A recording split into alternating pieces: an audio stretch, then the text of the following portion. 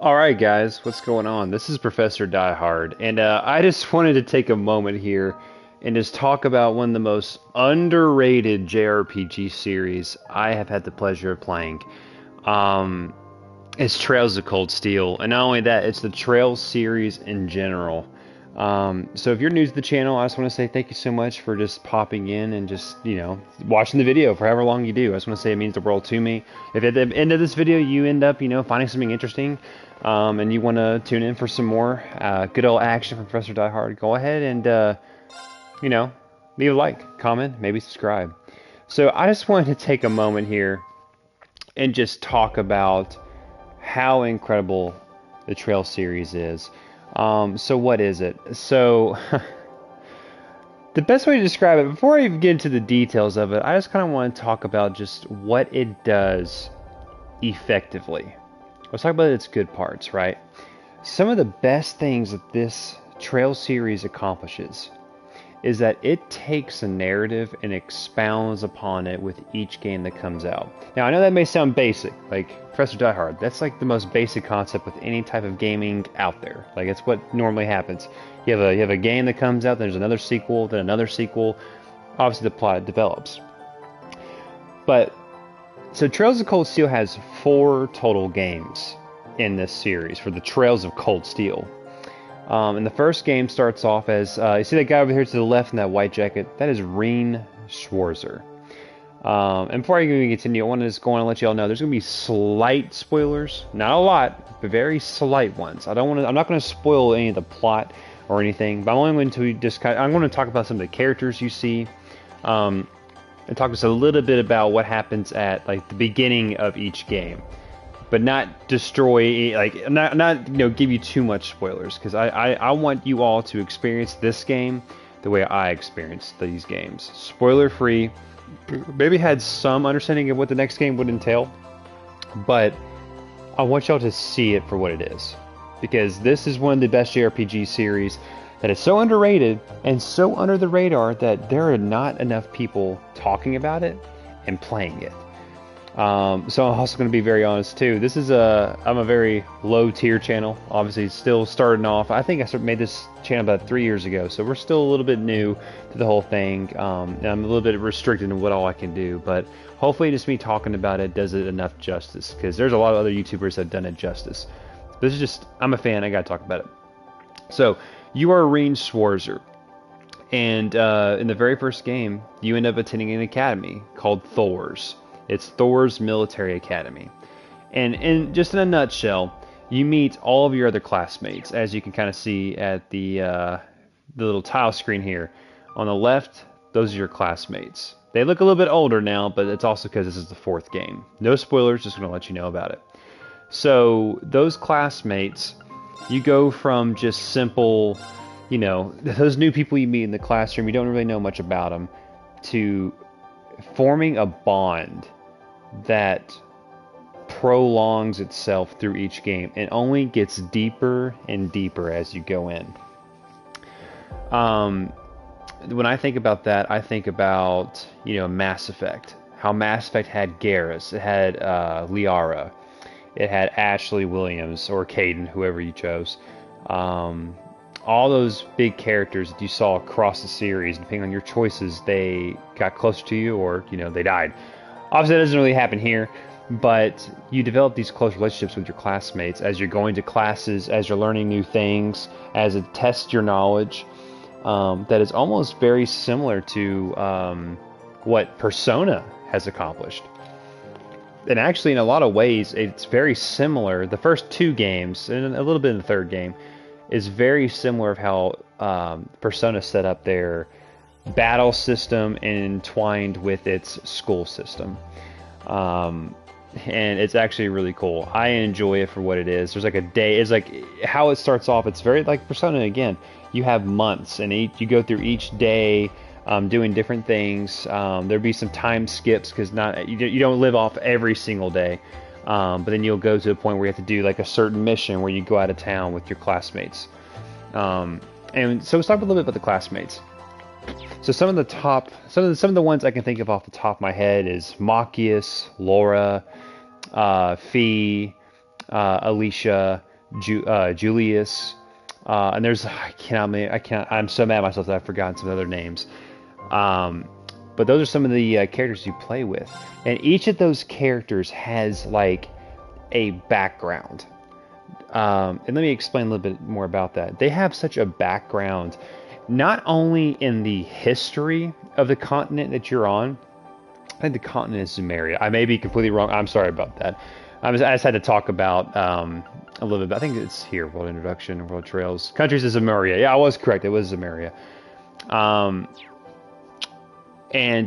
So all these characters, they are personally linked to some of the biggest conflicts that are currently going on in the world. And this class is created regardless of status, ethnicity, rank, anything. It's a conglomeration of people from different social statuses that come together to learn about each other's issues, learn about each other's flaws, and ultimately learn that when you work together, you can accomplish anything. Now, a little bit about that. That is probably the most anime thing I have said so far in this video, right? Where it's like, oh, the power of friendship conquers all. I haven't heard that one before. And let me tell you, I get where you're coming from. And to be honest, at first glance, I felt the same way. I thought to myself, another anime game where the power of friendship wins. Okay, cool. I've seen that before. But then you actually start to play the games. You actually start to experience what the world has to offer. And each game starts off, mostly in the first, there's like a few groups of games. So the very first group of games is Trails in the Sky. It takes place in a different region of Zumeria, different story, different main characters, different everything. It's actually an older style of RPG too. So if you're interested in doing that, it's on Steam, and you can pick those games up. And I highly, highly, highly recommend them because what happens in those games plays into what happens in Trails of Cold Steel. But not only that. Trails Zero, if I remember correctly, that's the correct name. That's another game that I've actually not had the pleasure of playing, but at some point here soon this year, they're going to release that game, the older version of it, not the I don't know if they're going to do a remake. They may. I hope they do. But they're releasing the Zeroes games on PlayStation 4 and 5. And let me just say, it's awesome. A lot of similar voice actors you can find that were in Persona 5 are actually in Trails, and these games kind of predate Persona 5, and you can see a lot of the voice acting is just incredible, and the characters are perfectly chosen for each voice actor and vice versa, and it just builds that world. It builds those characters to a point where they're so believable. You want to get to know them. Some of them you hate them at first. You downright hate them at first. But as you play through the games, you develop a personal relationship with them. Not only within the game, but then you start to realize that those characters, you start to care about them in real life. Now, sounds like I'm being a little bit of a hypochondriac there, but a lot of, hopefully, maybe this video will reach out to some other Trails fans that are out there, that maybe they'll share their thoughts in the comment section. I can only be so lucky and blessed that were to happen, because I hope that does happen. That'd be awesome. And they'll tell you, look up on Reddit. some of the characters that they have here are just downright so well written, so well thought out, have such fleshed out backgrounds, reasonings to live, aspirations, everything. And then they all just are interwoven so perfectly in this narrative. So that's the biggest thing I want to talk about, is the narrative. It's incredible. So the first game, obviously, it starts off as you're ranged towards, or you are a student of Thor's Academy, and you kind of go through that, and you work with your fellow classmates to kind of learn more about the world, learn more about each other, and form that bond. Second game, it's kind of similar, but not really. Some things happen, and the team is a little bit dispersed. They come back together. And again, it's a little bit spoilers here, so if you want to turn off here, I completely understand. Do it now. Maybe come back in like maybe a few minutes or so. I'm going to spend a very short amount of time on this. Second game, some things happen in the main world where the party is split up due to circumstances, and you have to find them all and get back together again to find a solution. Third game is actually probably one of my favorites. The third game sees you, Rain Schwarzer. This is actually one, I think if I remember correctly, this is actually a picture, or like a picture of like in the third game. And Rain Schwarzer is now a little bit older. I think it's a couple of years, and he is an instructor now at a different academy. Still Thor's related, but it's a branch campus. And the girl to the right and the guy right there, it's in between here, you can see him, and the girl above, they are your students. And you also get a couple more students as well through the story. And they are basically the new class 7. That's what they call it in the first and second game. And they bring back class 7 for these new characters.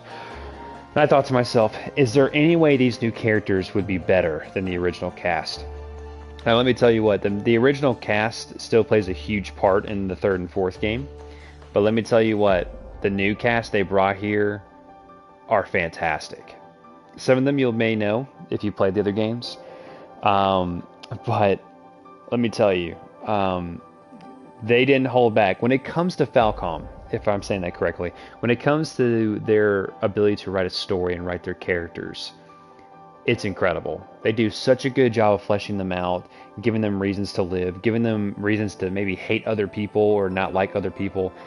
They build upon that to the point where you really start to live out their feelings and aspirations through the missions you go through, and see them grow, not only as individuals, but you see them grow as a group.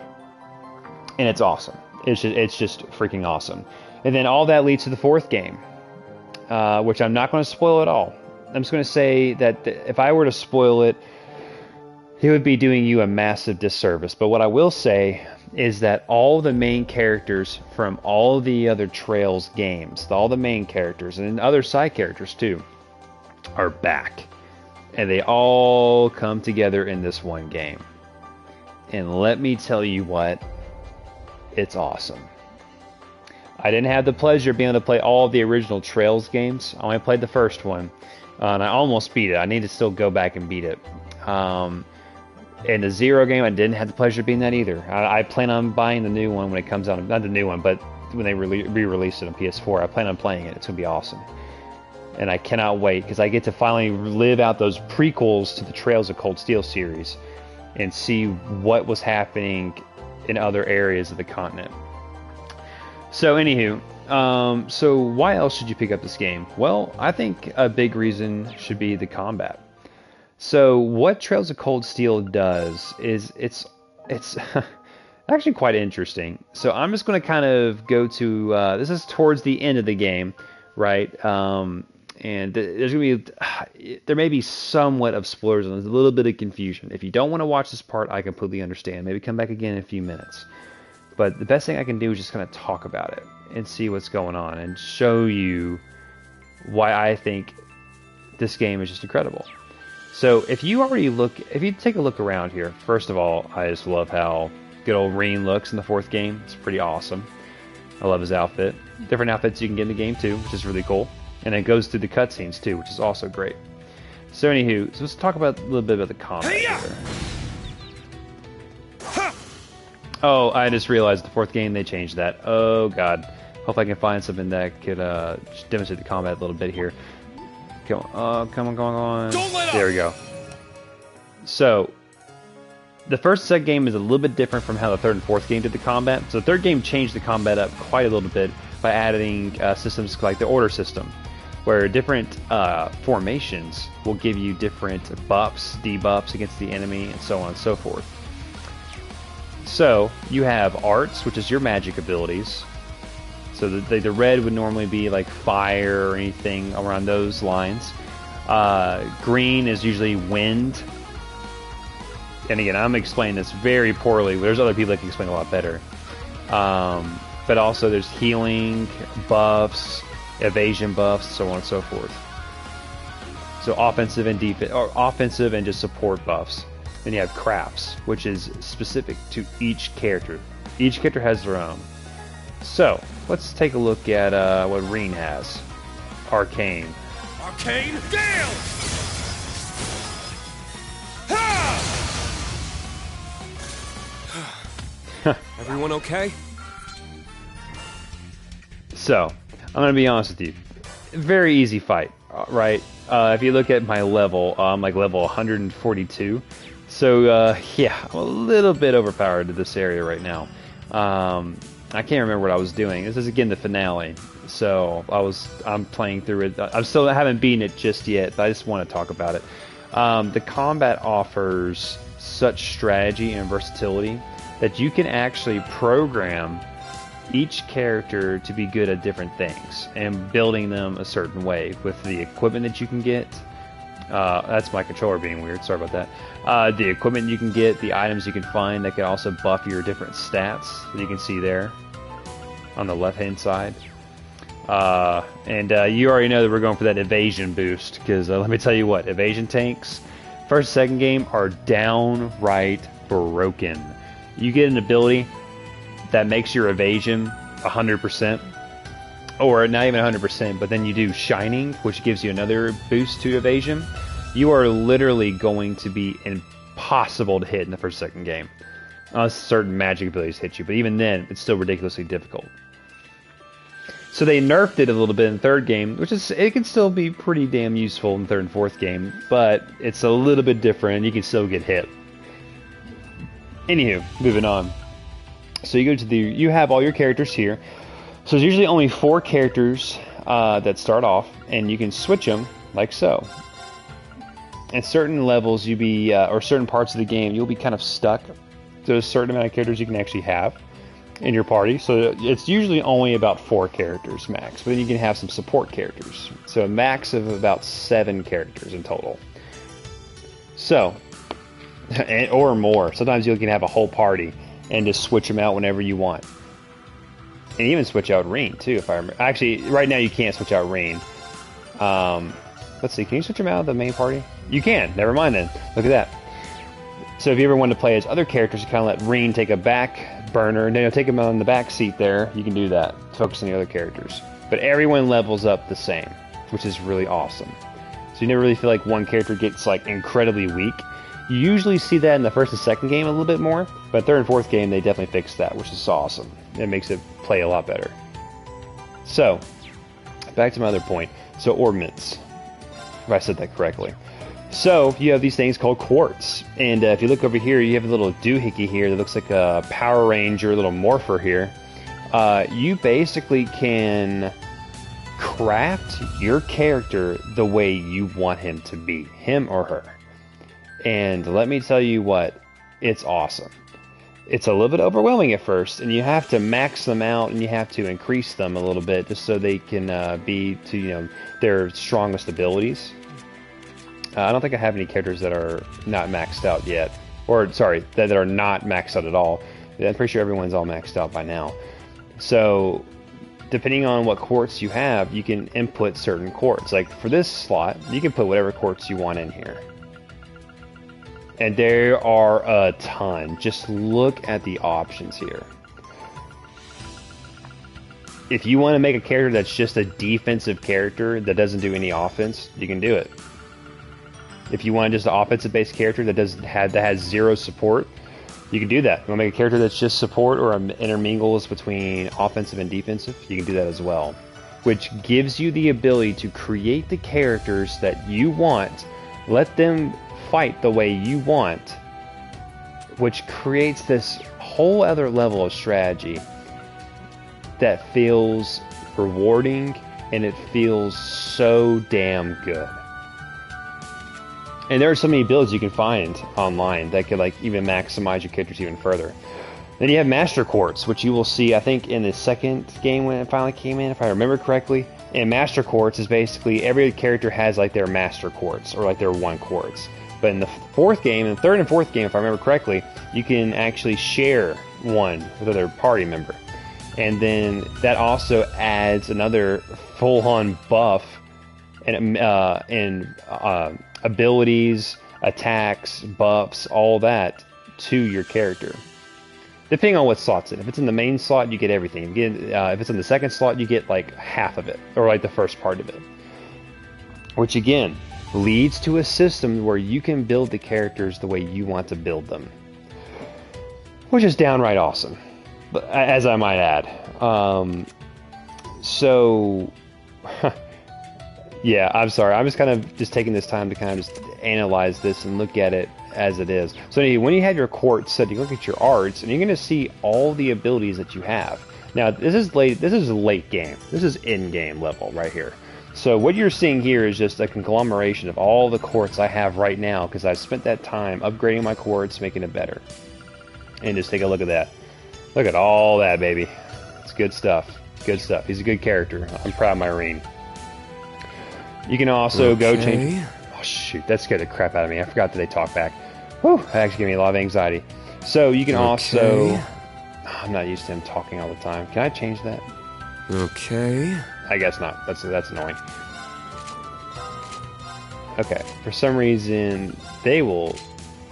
Okay, never mind. Moving on. This Marine does that. So anywho, so you can change out their outfits. Let them look different. No. Which, yeah, you want to go with the swimsuit ring, go right ahead. No. Or if you want to get the DLC and make the Dark Prince ring, go right ahead, man. No one's going to judge you. No one's going to judge you at all. Okay. No. Okay. No. I'll be honest, I did rock the military uniform for a lot of my characters because I thought that was really cool. But go ahead, do what you want. And a lot of characters have a lot of outfits. There's a lot of DLC for it. Not too much, but just the right amount that you want to add things. And none of the DLC that I have noticed has made the game just easy. Like, it's all just cosmetic. That is just really cool to see. So these are some of the characters from the first game. That's Alicia. That's Laura. Elliot. Oh, shoot. I feel so bad that I forgot his name. Altina. Oh, why am I forgetting these names? I feel Ash. Okay, it's right there. Kurt. So we have Kurt. You have Ash. Machias. Emma. Which I full on regretting not romancing her. That's another thing we'll talk about in a second. Eustace. Fee. Gaius. Gaius is awesome. If you ever played Samurai Warriors, he's basically Yukimura Sanada with his weapon. That's incredible. Millium. Oh, jeez. Didn't even realize that. Sarah. Yeah. So anywho, so you have all these characters here. A little bit of spoilers here, so just be very careful. If you don't want to see all this, back it up for sure. But yeah. So you have all these characters here, and it's awesome. So we'll go back a little bit to the combat here, see if we can find something a little bit more difficult to... Oh, let's see. You also have another system. Let's go. You can select the characters, what you want to play as you're walking around. There's one more thing if I can try to find it. Where was it? That's the map. This is the D-pad. You can look at like messages that have already been said. Where is it? Where is it? No. Oh, where is it? You basically have a fast forward. Oh, right here. It's on the touchpad. So you can basically do high speed mode. So if you were noticing, it looks like it's really slow. And that's the thing that I am not a big fan of. And Trails of Cold Steel. Everything feels really slow. But they added the high speed mode, which allows you to kind of go through these fights a lot faster. So anyway, so I just used the first move for good old Reen there. And look at this. Different crafts are specific to each character. So he has Crimson Gale, has something that's a little bit similar to what Reen has there. He has Warcry, which gives him on self, lowers his health but increases his CP. Which CP is basically your action points to use crafts. So let's do that. Let's do this one You're here. done for. Eat this! So yeah, those guys, those poor bastards, they're dead. Turn. So another example is how intuitive the game can be. Set striker. Some characters have alternate modes. Set gunner. You have gunner mode. Striker. You have striker mode. That's not for every character, but there's for some characters they can do that. So with gunner mode, Chop. it helps with breaking down the enemy's It's my turn. defense. Now what that means is, let's say you play Dark Souls. You parry somebody, you make them go off bounds, not off bounds, but make them kind of fall back on their knees. That's kind of what the break system is very like. The more you break down their armor and their poise, they basically can become stunned where every hit you land on them is a critical. Yeah, it's great. You have another character like her right here that offers moves that can actually heal your party. Those are not... nope, not that one. Right here. You can line it up just right. You can finagle it. Let's see right here. See if we can do it. Can I get all three? I can't right now. But anyway, so it's like I need to heal. You can heal him. Thanks. Thanks. I'm up. Nice. So there you go. So in other circumstances, the game can get really tough, and you're gonna have to use, like for instance, if you run out of action points to be able to use your crafts, you have to use regular attacks to build it back up. And when you build it back up, you can use more crafts, and you can also find other items that will literally make it to where you never run out, or you can run out, but it'll come back a lot quicker. So I kind of wanted to talk about that just for just a little bit, just because I wanted to just really demonstrate just how awesome I think the combat is, how underrated it may look, but how awesome it does feel when you're in it. So yeah, for sure, want to take that time to really just lay that out for y'all, for sure. So we'll go back to the tile screen there now. A lot of boss fights, a lot of moments where you have to utilize your team to where if you don't have a good team structure, that you're going to get hurt by it. It's going to hurt you.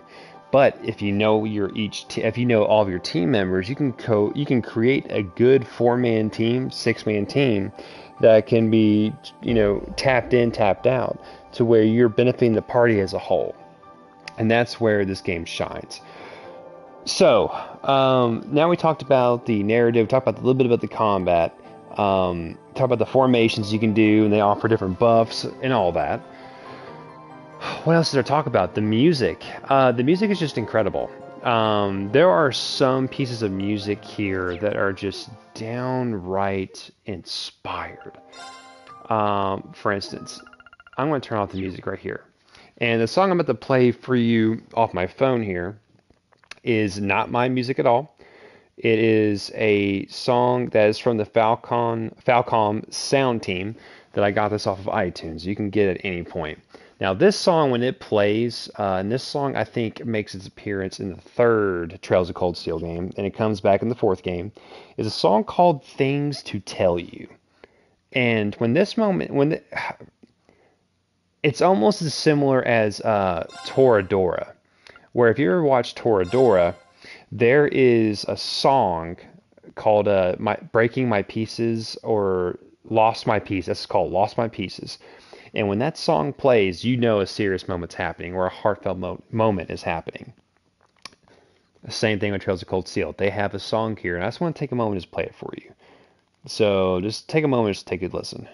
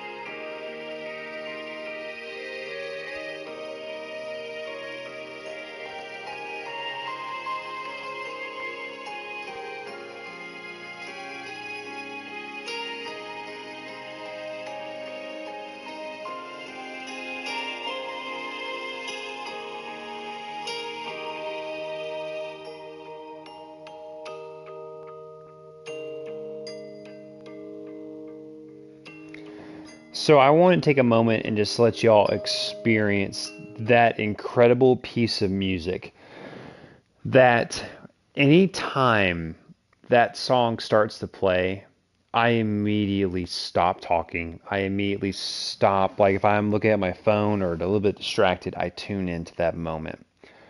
Because there are so many moments in Trails of Cold Steel 3 and 4 where this song plays that like I'm gonna be honest with you, I've teared up. I have honestly teared up and started crying a little bit listening to this song. And then when the moment hits, there's something so beautiful of a great song, a great like beautiful melodic, if I even said that correctly, just piece of music that just hits at the right moment that sets the scene and sets the tone. And let me tell you what, Falcom, you guys have nailed it to a T. And I am so thankful that every time I get to listen to that song, it reminds me, I don't know how to really put it. I know I got really serious here, but it reminds me to take each moment in life and just really reflect and really think about how nothing really, we live in a world where like nothing really matters a lot, or we don't really think it matters too much. And that can be with a friend, that can be with a relationship. But then when I hear this song, I remember to think back and just think, when I think about that song, think about how much meaning everyday life does have. I know that's so weird to say that out loud.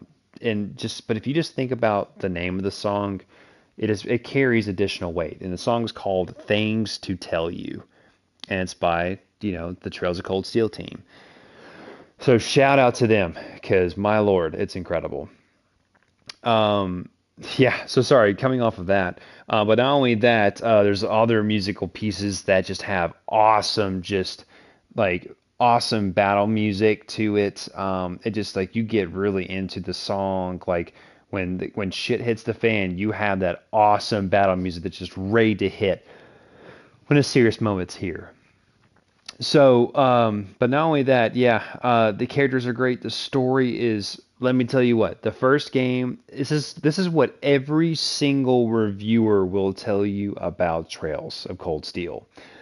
And really, the first game in any of the trilogies or just any of the groups of games, the very first game is usually the slowest, and some people get turned off by it.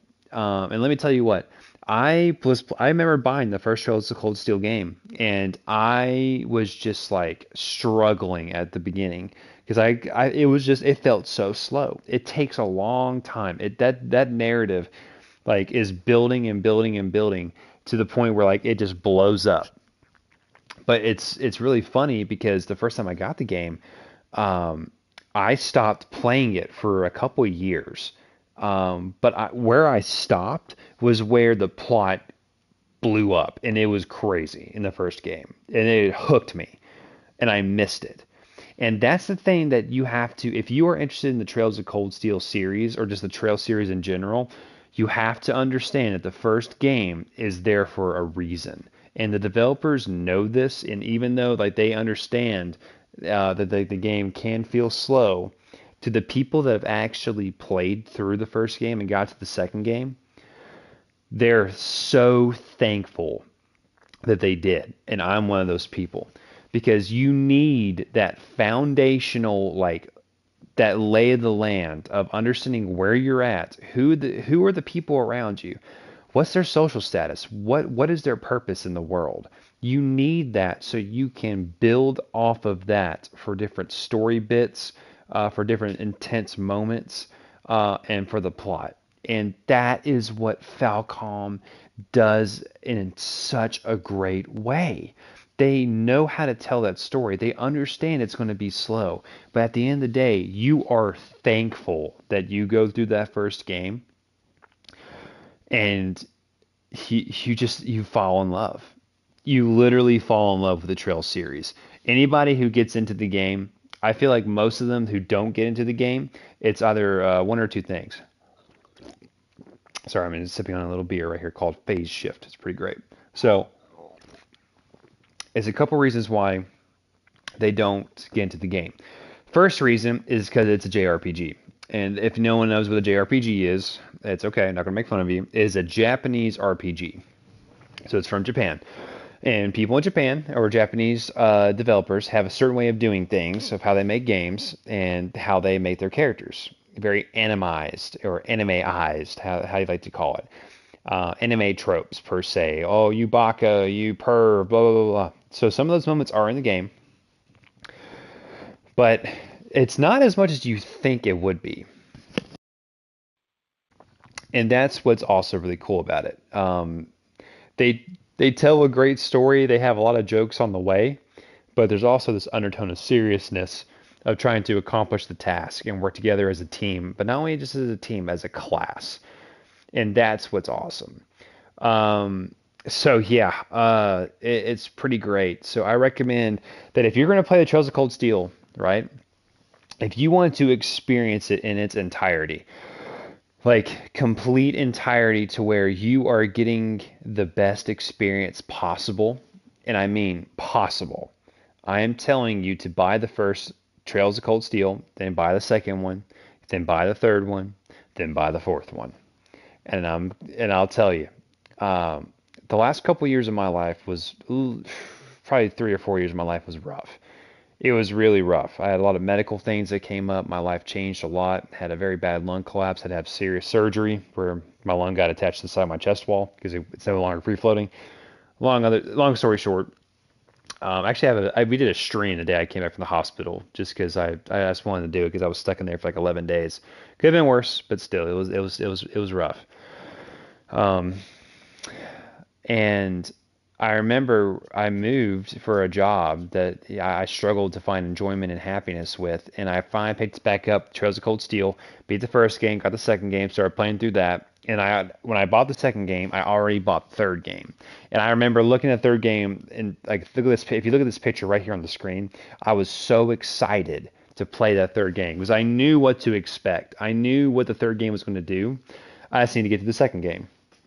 But then as I played through the second game, I just started to get more and more engrossed in the story, and I loved what it did. It was so well done, and it was so awesome. My heart was pounding the entire time. I probably got to the end a little bit too quick and should have leveled my characters up, but we got through it.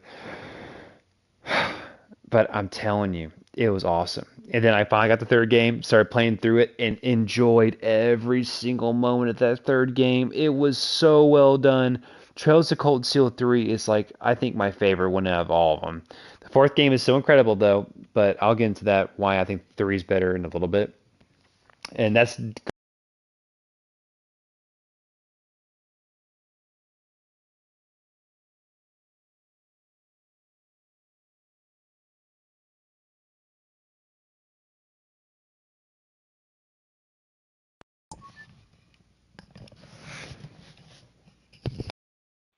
all right. Sorry about that. I think I lost my headset died there. Rip. And moving on. So I got the third game. I loved the third game. It was so incredible.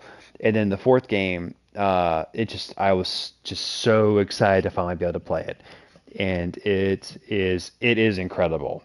Um, and I'll get into that in a second too. So yeah, if I were to rate all the Trails of Cold Steel games, like on a scale of like, I would say scale 1 to 10. Let's do scale 1 to 10 first. I would say Trails of Cold Steel 1 is, whew, and I want to, and by the way, don't let my scores not influence you to buy the games. And I'm telling you right now, you need to buy all of them, and you need to play all of them, and you need to enjoy all of them for what they are. Because the progression is incredible. It may seem a little bit slow in the first game, but you still need to play it. I give the first one a 7 because it's hard to give it such a high score in comparison to the other games. I think the other games they expound upon things a little bit better. But anywho, so not a 7. I'll give it about an 8. The second game, I would give it like an 8, 8.5. It's better than the first one. I don't want to knock off points on the first one just because it takes more time to expound on the world and it's a little bit slower. I don't want to give it a low score because of that because I think it's a little bit unfair. But if I were to do that, it'd be a 7. But I still give it about a 7 to an 8. So the second game, it's a 1 point higher. It's about a 8 to a 9, more like 8 to an 8.5. Solid game, great story. It continues the story where it leaves off, and it goes to a place you don't think it's going to go. But it's still it's well done. You are not going to you are not going to call out anything. In the first game, you can probably call out some things like, oh yeah, I saw that coming, maybe, but maybe not. In the second game, you will not see anything coming. If you have no spoilers or anything coming at you, you're not going to see what's coming. Third game, it's about 9.5/10. It is incredible. It is a well done game. It does such a service to not only the first two, but it improves on the combat and adds new functionalities to it that make it so much fun to play and also harder to play, which creates a level of difficulty that just, oh, whoops, I'm hearing myself. I'm just checking to make sure the stream's good. It makes it harder to play, yeah, just you'll know what I'm talking about if you play the first two games and go to the third game. You'll know exactly what I'm talking about. So then there's the fourth game, and that's where all the main characters, all the other characters from the other games, all come together into 1 point. And it makes sense if you played other games and know the story. There's a lot of things that I have not seen in the other games, so I cannot say that I am fully enjoying. I'm not going to say enjoy. I'm not fully experiencing what I could of the Trails of Cold Steel 4 because there's so many other things that have happened in other games and other groups of games that I've not played. So I'm not able to really experience it for what it is, which is a shame because it asks a lot of you. If I remember correctly, there are 10 games total of the Trail series, and there's a couple of them that are a little bit niche that I've not played and not heard of. But you have I think 2 or 3 of the Trails in the Sky. You have 4 of Trails of Cold Steel. You have like 1 or 2 of Zero, and then there's like 1 or 2 of like some other side games if I remember correctly. But okay, so back to my score. So Trails of Cold Steel 4, oh my God, 9 to 10. It's 8.5. Let me back it up. I would give it about a 9 to a 9.5. It's incredible. It's so awesome. The only reason why it goes down in my book is because that I did not do the proper homework to make sure that I understand everything that's going on to a T that's happened in previous games. You don't have to play the other games, but it fleshes out the characters you see through a lot of the Trails of Cold Steel series. And like, it's like, oh, I know that character. He was there. He did this. He did that. And that's what makes the Trail series amazing, is because all the characters mean something. Let's look at the antithesis, let's look at an example that did the opposite, like Mass Effect, for instance. Another one of my favorite trilogy of games. You have characters in the first game that, like, for instance, Rex. Rex is a Krogan, and he is in the very first Mass Effect game. He's in the second and third game, and you technically can play with him in the third game with the DLC, but you don't get to have him in your party, per se. And his story is still important. Actually, let's use a better example. Let's use Thane. He only comes in the second game. And in the third game, he doesn't have, he only has a certain portion in the third game, but it's not as much. It still means a lot. It's still important, but his weight, you don't see that in the first game, right? He's not from another game that a lot more about him. You only know about him in the second Mass Effect game. But what Trails of Cold Steel series does so fucking amazing is that you have characters that have had 3 games of development. 3 games of development. And you get to see them grow as characters. And you get to see them where they ended up in Trails of Cold Steel 4, which is just... I gotta clap just for a few seconds for Falcom. It's a little bit late, so I can't clap too loud. You got to give a standing ovation to Falcom that they paid tribute to each of those characters in the past, and they brought them back to life in this more 3-dimensional, not 3-dimensional game in Trails of Cold Steel 4, especially Trails of Cold Steel 3. Some of them even from Trails of Cold Steel 3. So there is an honor in that, and there is a love and passion, and just definitely a dry erase board that has a lot of plot threads on it. Like I bet that's just that sucker is a mile long. So what am I trying to say here? What I'm trying to say here is that this series is worth your time. And if you are a JRPG fan and you've not played Trails of Cold Steel, I'm not telling you this is one of those like niche games that like you can miss it. No. No, no, no, no, no, no. You listen to me right now. This is Professor Diehard, right? Got a PhD in this. Not really, but PhD right here. You have to play the Trails of Cold Steel series. You owe it to yourself to enjoy these games. Enjoy it for what it is. Pay tribute to like some of the long. It's so long too. These games are not just like 30-hour games like you see. Like for instance, like you have some AAA games like Final Fantasy VII Remake that you'll probably clock in like what 40, 50 hours maybe. 60 to 80 hours you'll be playing each game. They're that long because not only some people may get a little bit turned off by that, but their story is so awesome. The gameplay is so fun and engaging and diverse. Um, that it just the game is just long and like you will be sad, you will cry, you will be happy, you will cheer, you will go what, you will just constantly be in just a drift of emotion all the time because they have just nailed storytelling, and I cannot wait to buy more games from Falcom. I didn't get into the Yeast series because it's just not I don't know. I know it's great. I played Lacrimosa Donna. It wasn't my thing. It was actually the very first game I ever played. Funny enough. Um, Falcom, if you ever see this video and you ever want me to review a game, let me know. I would love to do it. I'd be honored. I would have the pleasure of doing it.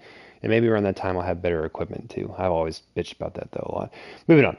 So if I were to rate the four games from 1 to 4, like 1 being the best, 4 being my least favorite.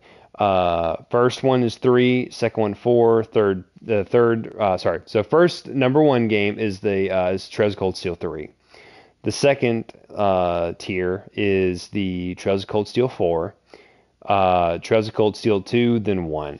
And you'll actually see a lot of people kind of have a similar order to that.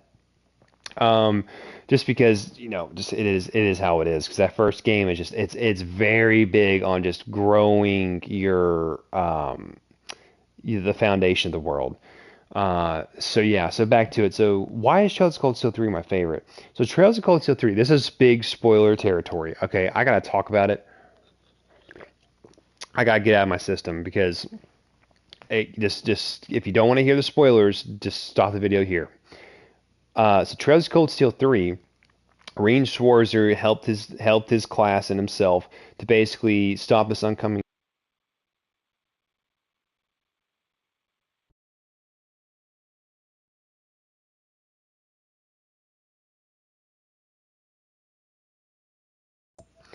That is incredible. My mic keeps cutting off. That is so bizarre. I haven't had this problem in a long time. Moving on. So maybe if I move this around, it'll help. So anywho, so Trails of Cold Steel 3. So basically at the end of Trails of Cold Steel 2, you come to find out that Rean gets basically sent off to go fight in the war. And he goes out there for a while with his Gundam that you see here. Let's see if it'll show up. I think it does show up here on the main screen. It does not, kind of in the background there. I can't, it's a little bit hard to tell. But up here. Nope, it does not. Moving on. So he basically he basically has a Gundam. Let me just say it like that. He basically has a Gundam. There are mechs in this world. So a conglomeration, it's a mix of like, if you think of Code Geass mechs and Gundams, that's basically what you're dealing with. And a little bit of Al Noah Zero too. There's Gundam like mech combat that's still turn-based. It's a little bit basic, but not only that, it's still really fun and engaging. It's like a game of like checkers. You're just making sure you're jumping the opponent and doing what you should be doing first off, so the next turn, like you're not getting completely screwed. So Trails of Cold Steel 3, you are the professor. You are a teacher. In the first 2 games, you're the student. And then in the third game, you become the teacher and you have your students that you have to learn. The Ring Sworzer has to learn about how to be a teacher and how to, he has a lot of baggage going on in his life and he has to be able to kind of, deal with that in his own time, but also teach these students to be in the military and teach them the things that they need to be taught. How to work together as a team, how to help people, how to focus on others, not themselves.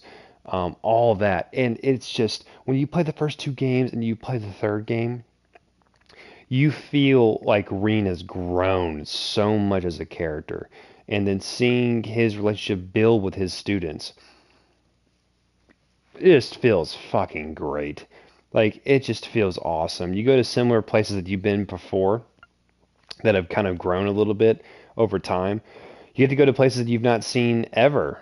You also get to go to locations that you've seen in other iterations of games, like the Zero series, which is awesome. Like Crossbell. You get to go to Crossbell in the 3D dimensional world, and it's great. They make it so awesome.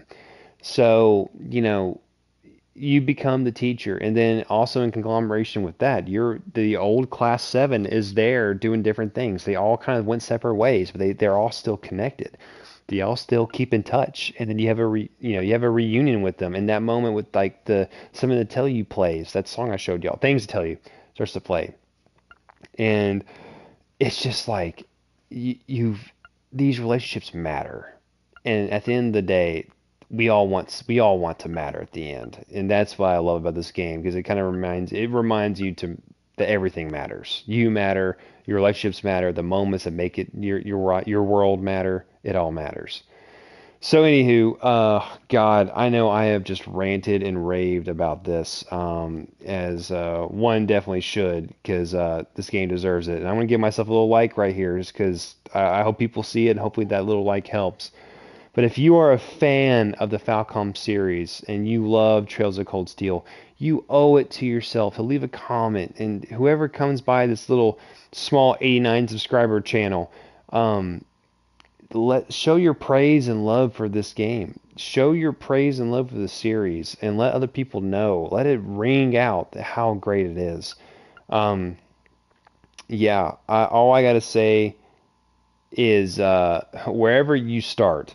If you want to start at the beginning, fucking do it. Go to Trails in the Sky, play those games. Then go to Zero, play those games. And by the time you start Trails of Cold Steel, you're going to have a solid understanding and reasoning and foundation of what happened in the world around you. And then as the second and third game and fourth game go ahead, you're going to literally see those decisions and that history be made manifest in front of you, which makes it that much better.